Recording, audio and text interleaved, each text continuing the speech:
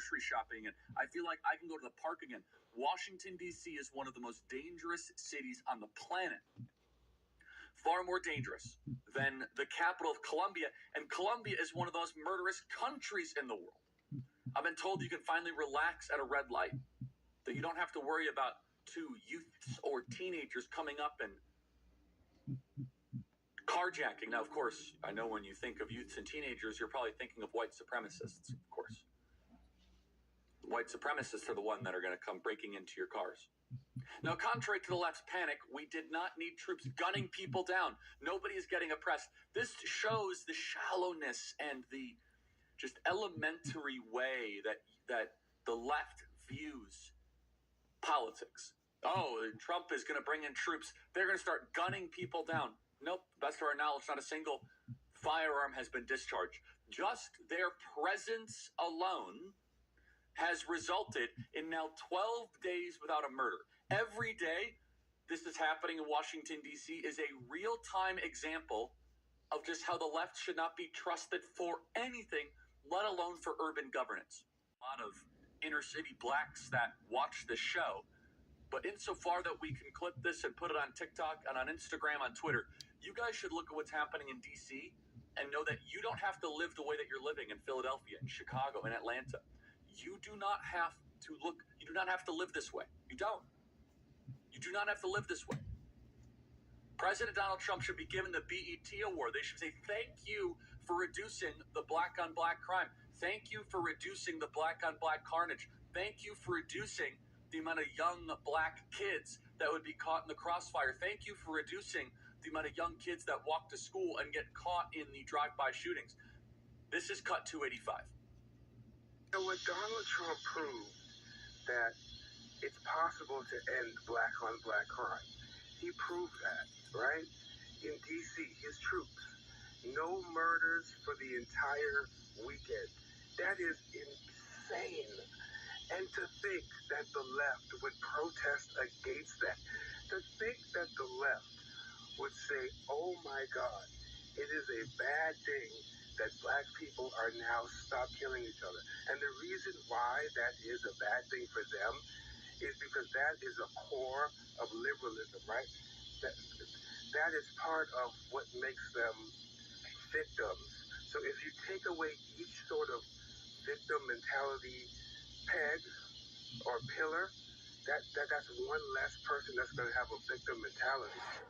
And against Donald Trump saying Black Lives Matter. You understand, this is the breaking of the urban Democrat Party happening in front of your eyes. They got nothing, and President Trump forced the issue. This is so good, everybody. And we've been talking on this program forever that we cannot forget our cities. We need universal school choice. We need vouchers. We need to break the public sector cartels. We need to march the troops into the streets, bring down violent crime, increase what is called the clearance rate. Do you know only half of murders across the country actually get solved?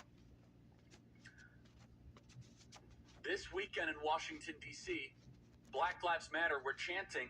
They were walking the streets saying Black Lives Matter, and not a single black person was murdered for the first time in 12 days in August.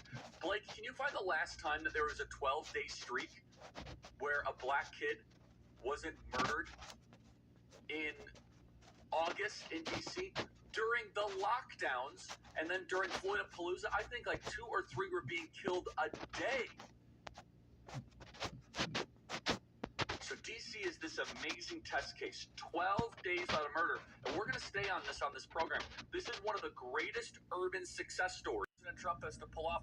Wait, so you do not want young black kids to be alive? Understand the inherent contradiction here.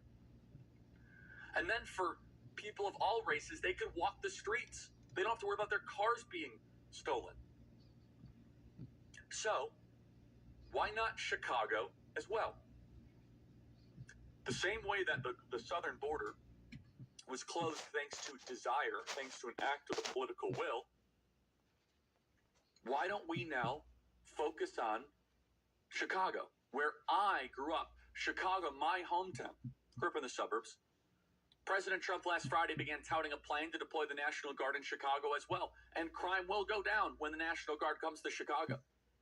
It hasn't been formally announced yet, but President Trump officials are planning a deployment. But how will this happen? We don't know. Taking over D.C. was easy thanks to the home rule exemption. It allows President Trump clear authority to federalize the police, and it has worked. Brandon Johnson is going to resist President Trump. Oh, well, this city is used to fighting tyranny. And here you just see three black guys, and Eugene Daniels is fine, but the other two guys, Eugene Daniels, he's just playing a part. That's all he's doing.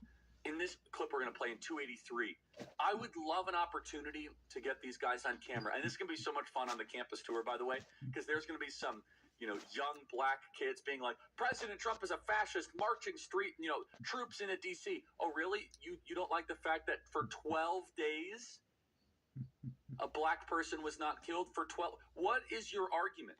So they call us racists every day. You're a racist. You're a bigot. You're racist. Whatever. Yawn. I roll my eyes. Interesting that we're the ones that actually roll in the troops to make sure more blacks are alive. And then you guys are the ones that then play the race card. Play cut 283. And so, look, we're going to remain firm. We'll take legal action. But the people in this city are accustomed to rising up against tyranny. And if that's necessary, I believe that the people of Chicago will stand firm alongside of me as I work every single day to protect the people of this city. His popularity is historically low. He's Mr. Defund the Police. He got booed at some sort of gay parade recently. 20 to 25% popularity. He's not a smart person at all. Anyone who works around him is like, this guy's a complete space cadet. An offense, they should just be locked up in jail. You are inconsistent and incompatible with society. You can go have fun in some jail for 40 years. That would make America an infinitely safer country. We got to get rid of cashless bail. We got to get rid of this repeat offender thing. And for anybody that wants to push the prison reform thing, and mind you, I used to push some of it, and I look back, I'm like, boy, that was a mistake. It's not just murder.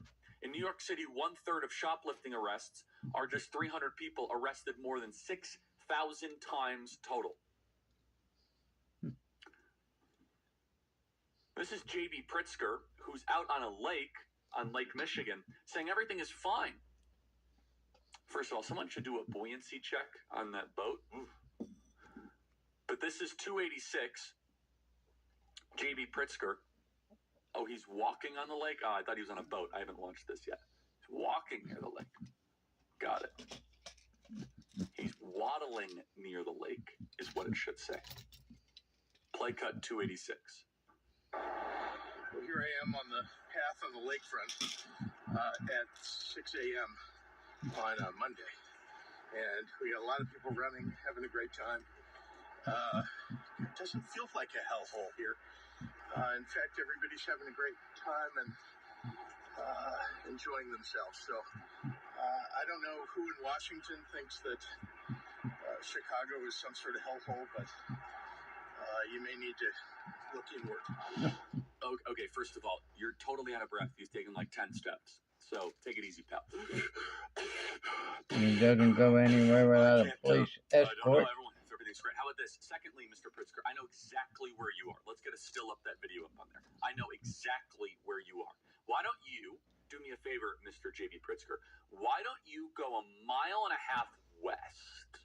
Just for fun. Why don't you go 1.5 miles west without security at 1 a.m.? Because I know exactly where you are.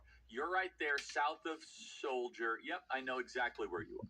You're right on Lakeshore Drive at 6 a.m., where all the youths have already gone to sleep. Why don't you go 1.5 miles west, no security, and film it for me, pal, and see if you're able to waddle away from the teenagers that try to jump you and murder you. Come on, JB, let's do it. I'm going to call your bluff. Then we'll really hear you. You really be able to barely breathe as you go for a walk at 6 a.m. on the lakefront of Chicago. No, go 1.5 miles west. How about this? I'll make it easy for you. Why don't you go near Comiskey Park? It's actually safer than it used to be, like a little bit. No security, no firearm. How about this? Why don't you go to the Pilsen neighborhood? Oh, that's a real gem. Interesting. You picked the lakefront to go do your video. You see, JB, you're trying to propagandize all the non-Chicagoans out there. We smell your BS from 1 mile away. Well, the lakefront is really nice, and as you can see, everyone here is jogging and running and having a nice time. It's pathetic. Let's pick another neighborhood. Why don't you go a little bit here? Why don't you go, I'm just going to say, oh yeah, how about this one? How about East Garfield Park? How about that one? That's a gem of a neighborhood. Or Lawndale. Why don't you go right near Simeon High School? I'll give you 50 options, JB Pritzker. Why don't you go do your selfie video? In August, a lot of people are going to be hanging outside and be like, I don't know why anyone thinks this is a hellhole here. And given your remarkable diameter, you won't be quite safe from the crossfire of shooting. Just won't. You see, for non-Chicago's, wow, that looks so peaceful. That looks so nice. That is such a wonderful place. And look, Chicago has great bones. It should be America's greatest city. But even with their murder averages, it's still above the national average. Man, this is a great fight for President Trump to pick. First, D.C., we're able to have this beautiful test case, 12 days out of murder. I'm telling you right now, if Chicago goes 48 hours without a murder, I will be stunned. Here's a challenge for you, JB Pritzker. Can they go a weekend without a murder? Can they? Can they go? I mean, every 20 hours, someone is murdered in Chicago. Someone's shot every 4 hours. But JB Pritzker's waddling his way through Lakeshore Drive. Go west. I'm proud to partner with AMAC. Nonsense that's going on that's trying to come here to this country, and Joe Biden tried to let it happen. Thank goodness President Trump got elected, but President Trump he's up to his ears in alligators, and he knows that. There's different problems every day. And I've told people this with traveling the state and the country this last month of being out of Washington, D.C. If you don't have control of your streets and your neighborhoods, you have nothing. I don't care if you got money and great family and everything going for you. You have to have safety. Well, that's what President Trump's trying to put back into our country. Now, I've been in Washington, D.C. 5 years, and what a disaster. You've got some good Democrats, but they're just following along. They need to fight back. They need to fight back against their cohorts, but they're not going to do it. They're the ones that I really hold accountable. You've got crazies out there, and then you got moderate Democrats that could be fighting back against all this nonsense, but they're not doing it. So, you brought up about the citizenship situation. I've got a buddy that's been for 15 years a doctor down in Laredo, Texas, and every week they have from across the border, from people from all over the world, come set at a Walmart in Laredo that are pregnant. They go. And once they become into labor, they go into the hospital and they, push these, give these babies citizenship in the United States for America. It's wrong, President. I'm hoping that the Supreme Court steps up here in the near future. Senator, Coach, just in a couple minutes here, what is going on with this blue slip operation?